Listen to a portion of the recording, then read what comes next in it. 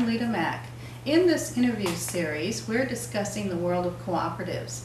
Across the country, we see cooperatives in all different industries: childcare, education, housing, healthcare, financial services, whatever.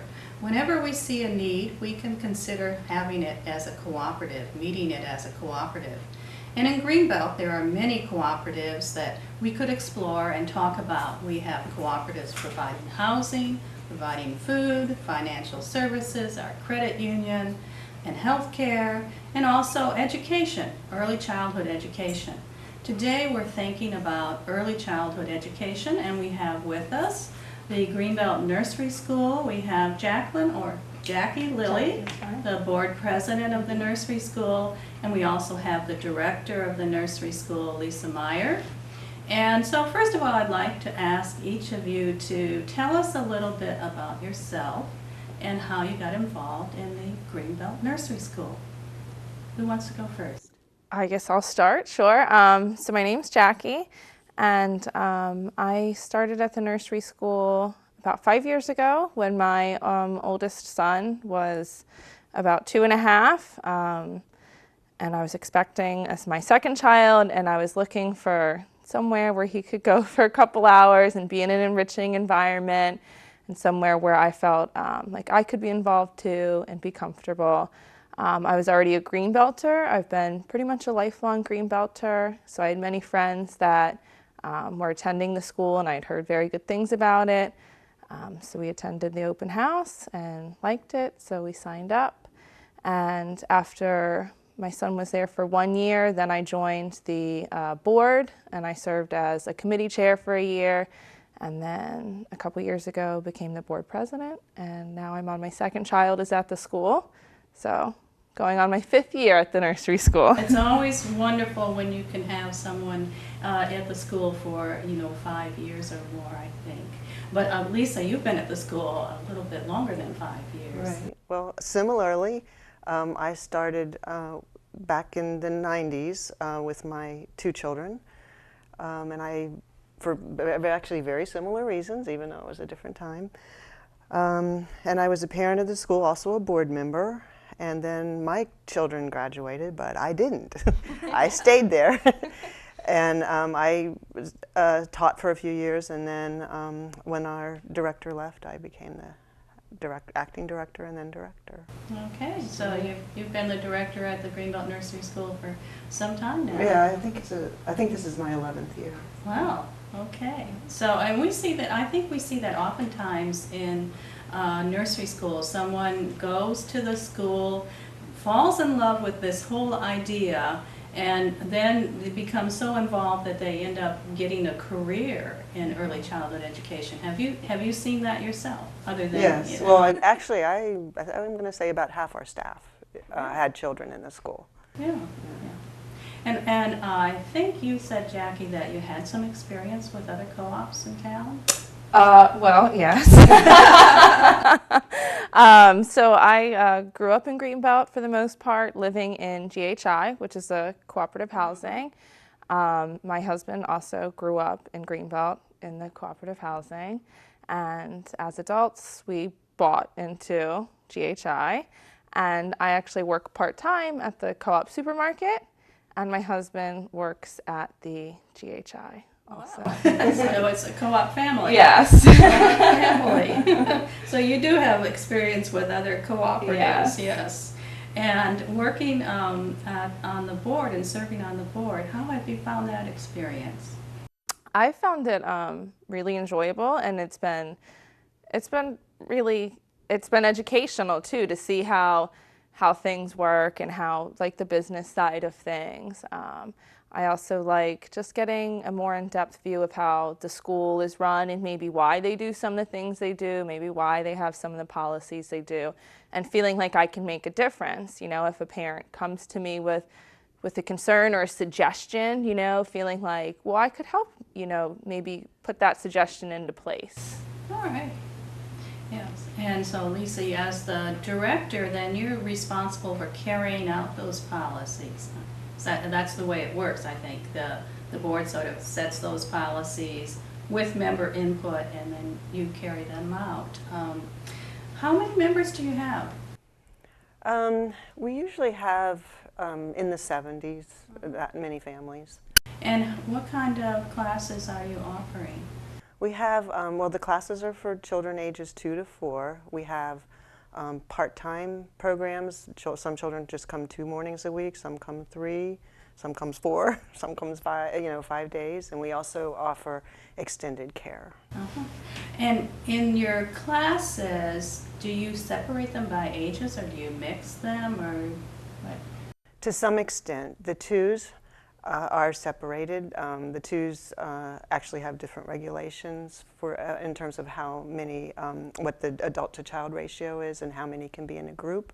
So they are separate, and also we do have the 4-year-olds. All the children who would be going to kindergarten the next year can be in a class together.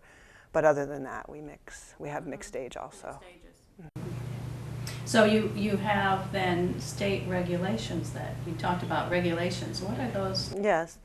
Well, all child care is operates under the licensing body of the Maryland State Department of Education Office of Child Care. And actually, Maryland's regulations are quite stringent. If you look at the whole nation, we're probably in the top 10% at least in terms of having the rigorousness of our regulations. We as a school have also decided to seek accreditation, which it's with the NAEYC, which is the National Association for the Education of Young Children, and it's voluntary, but it's also a very rigorous process where you have to prove to that body your quality as an early childhood center. And you have to, I guess you have to be recertified, huh? Yes. You're subject to being evaluated every year. You do have to submit an annual report to show your continual improvement every year, but you actually have to go through the whole difficult process every 5 years to keep accredited. It is a difficult process. Now, what do you think? I know you said you heard from your neighbors who had children in the Greenbelt Nursery School that it was a great school and you should go there. What do you think attracts people to a cooperative nursery school such as Greenbelt's?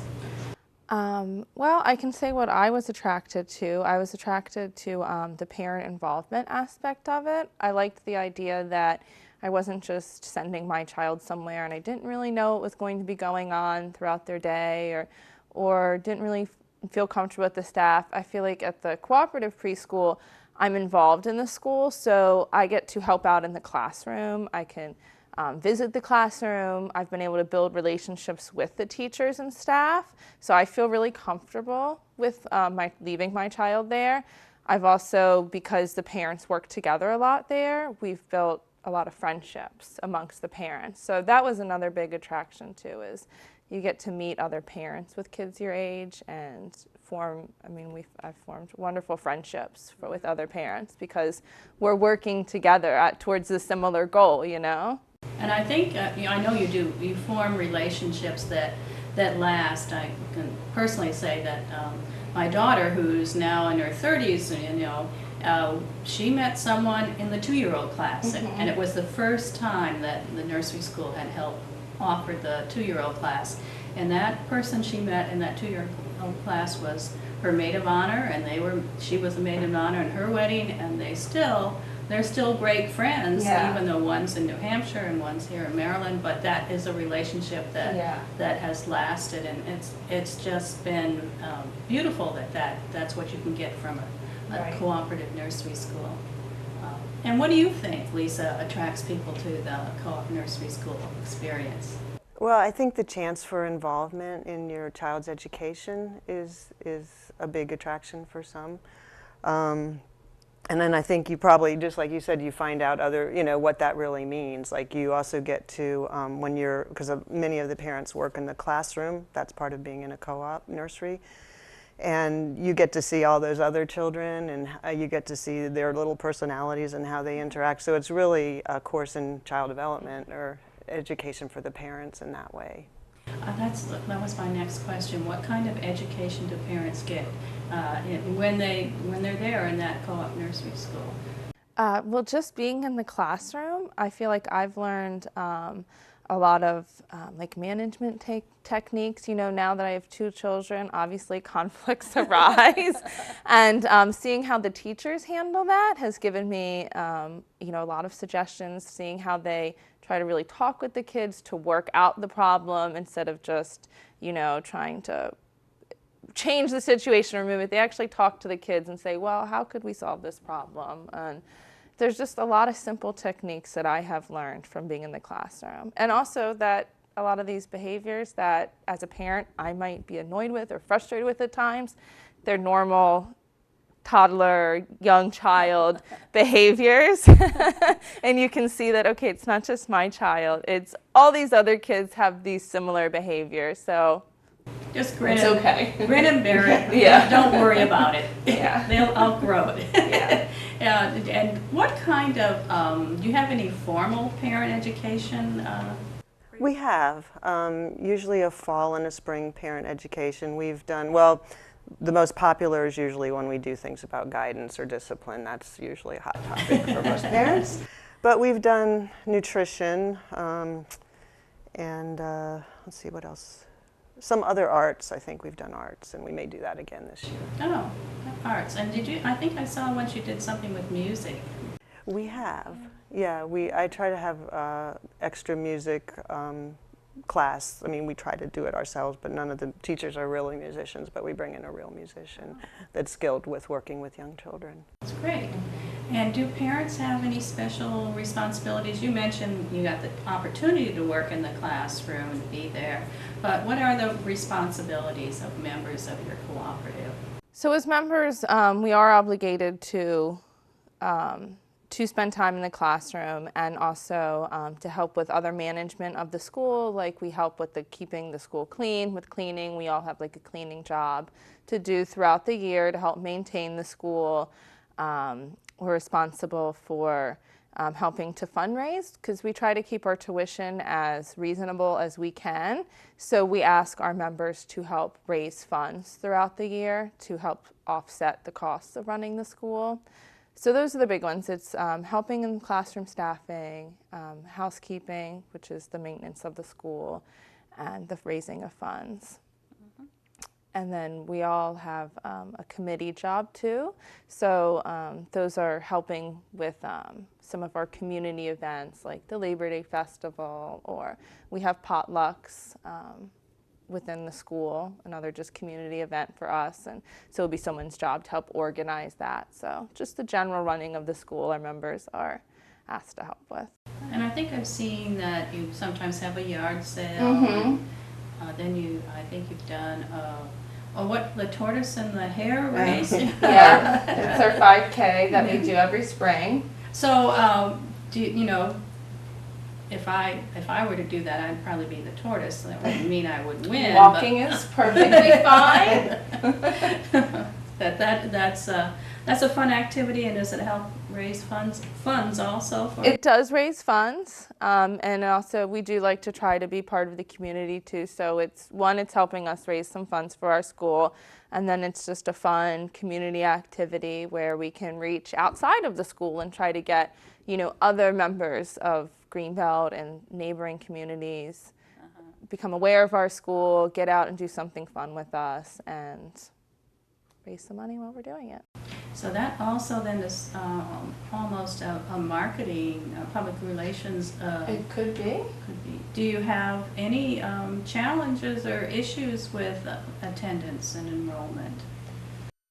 Not at this point. Yeah, we basically exist on word of mouth. We do that sort of indirect marketing because we're out in the community with activities, but we have no need to, knock on wood, any formal marketing at this point. So. And you have quite a few classes, and then you have extended day. Yeah. What about the parent who finds it difficult to help in the classroom?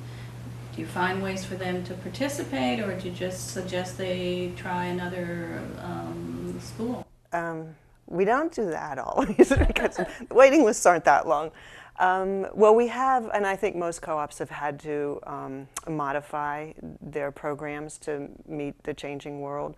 So we actually have an option to work in the classroom or not. Parents who do not work in the classroom pay more tuition than parents who do. And actually we have two levels of that. A full co-opper who pays the least tuition would come into their child's classroom 2 or 3 times a month to help.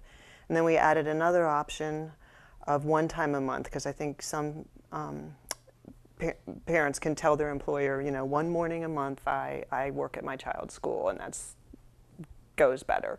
And that's limited, and then we do have the non-co-oping option. But all parents do need to serve on a committee, and they do need to help with the housekeeping. There's some buyout available in terms of some of that housekeeping and stuff, but you do need to give some of your time to the school. If you have absolutely no flexibility in your life, maybe a co-op's not for you. But I think most people can find it somewhere. And I think, you know, participating that way, it must be valuable for the school and valuable for the person, but it's also important for the, you know, the life of the cooperative itself, that they begin to feel they are, what, owners? Mm-hmm. Yes. Right. Right. Like you have a stake, you have a say in how this is going. So if you spend your time at the school, you're going to give a more enriching experience to all the children, you know? And can parents come and provide some of their special skills and talents and share those? Yeah, we absolutely welcome that, and that we've had some great times with that. I'll bet you have. Yeah. I bet you have. So what are some of the things that you think make your co-op a success? And it's been since 1942? 42. 42? Mm-hmm. Yeah. Yeah, what's made it a success?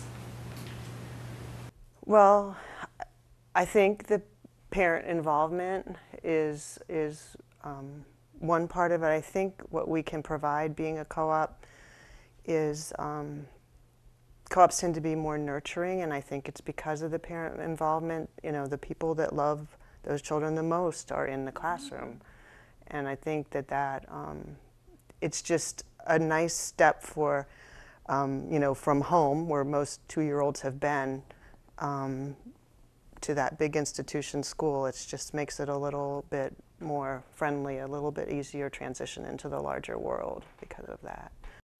Because you know, the 2-year-old, a couple hours in the morning going out to be with friends and socialize and learn to be Right. to socialize, and then moving on. Yeah, you're right. That's sort of a small step, Right. and when you can have your parent with you, oftentimes that's a good thing. Yeah, that would be a key to success. What about challenges? Any things that are particularly worrisome or a challenge, that things you have to think hard about, and how we handle these things? I see potential challenges. We haven't really felt it yet.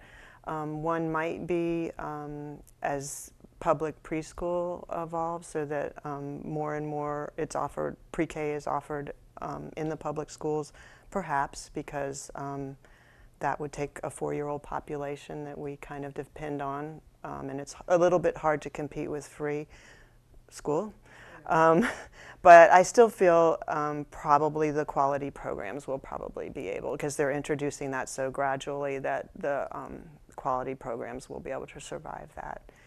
And I think what's always been a challenge is, you know, just changing lifestyles and having to be more flexible in terms of meeting the needs of today's families. You know, when co-ops were in their heyday in the 1940 to 1965, a lot of times the mom was not earning wages when the children were young. So I think most co-ops have had to adapt to that somewhat, in our not having to have them work at the school during business hours, for example. That may be one change that we made for that. But yeah, the biggest challenge is to, I guess, promote yourself and to make people aware that what you offer is a quality program that they can be truly involved in. Right. So we often hear that parent involvement is the key to success. children's success. Do you think parent involvement is what co-op nursery schools provide? I do. I think that would be something that we would be have a resounding yes. That's the common bond. That's parent Yeah. involvement, parent participation. Yes. That I think parent education. Right. Those are the keys to. And so my oldest child is now in the public school system, and it is much harder to be as involved as I would like to be in that school because you're not given as many opportunities, you know. In the cooperative preschool, I feel like I'm welcome there. You know, I'm welcome to be in the classroom and to be really involved in helping out. And when the child goes off into a different type of school system, it's much different. So I definitely appreciate the cooperative preschool even more now that I've seen what what the bigger kids school is like, you know? Mm-hmm. Right. So do you have any future plans, or what do you see the future? Any changes coming for the nursery school? No major changes, just to try to keep meeting the needs of families with young children in our community, and hopefully growing as they grow and staying a valid business, you know. And that's important, staying a valid business, because you do provide a very good service, but if you're not successful financially, Right. then, you know. Right. And I think also, you know, keeping teacher training up and keeping a high quality paid staff is important. And you do have paid staff in addition Yes, to. we do. Right. Yeah. Which is important.